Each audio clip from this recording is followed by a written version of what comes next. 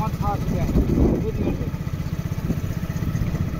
দুটা ট্রেলারে দুটাতে চাকা নিয়েছে, তাহলে গাড়িটা কত বড় আছে বুঝি? এগুলো চাকা, গাড়ি কত বড় বুঝি? হ্যাঁ, দুটাতে দুটা চাকা নিয়েছে মাত্র। তাছাড়া ও কিছু নিতে পারবে না।